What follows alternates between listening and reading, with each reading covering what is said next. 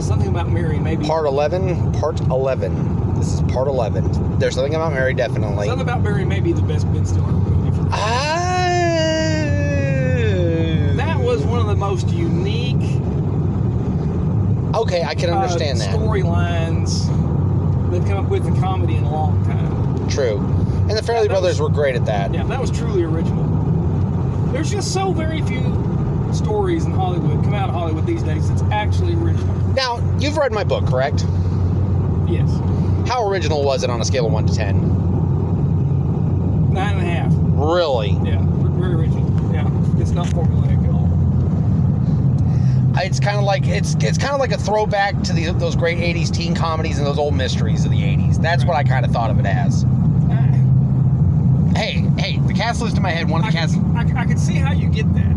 Mm-hmm. I can see how you get that, but it's still an original storyline. It's not, I don't know, I really don't, I can't think off the top of my head where it really follows any other movie or story formula that I read. You come up with an original storyline.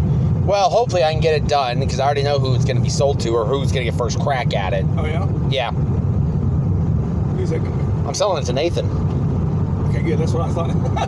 That would be my suggestion.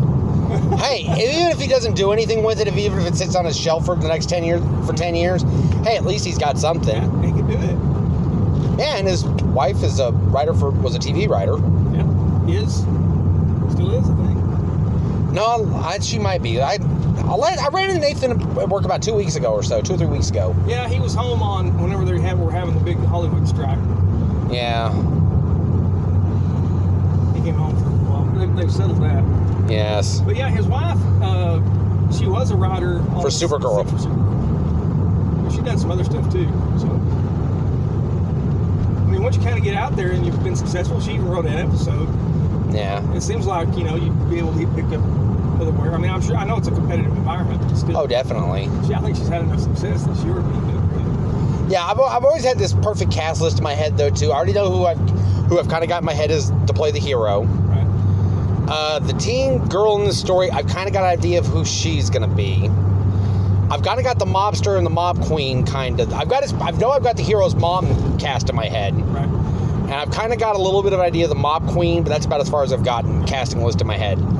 I think Nathan would be a great guy to fill with. I mean, he's looking at a career behind the camera. Yeah, I've got, I think, like Lucas Black or Sean Murray is Tex. I've had the mom idea. I've kind of had a little bit. I think I've had like Leah Thompson, Caroline Ray, a few of those, or is the mob queen. Jack Black's only 5'7". Really? Yeah. On the point of height challenge actors. Sorry, that's total squirrel. No, that was great. That was that's perfect ad-lib right there. You throw that in there to throw a curveball to the audience. Remember, folks, if you like these videos, remember to like, comment, share, and subscribe. And tell your friends about this, please. I got that list of actors in my head that are under 6 foot. They'll just be popping up throughout the evening. Oh, yeah. Oh, I can see the gears turning already. That hamster's working so hard. Yep. And I always love showing off the beauty of Arkansas. I always like doing this part of the scene to show off the beauty of Arkansas. That Center Point trip was brilliantly timed. You had the Costard River, you had the fall leaves. Yep.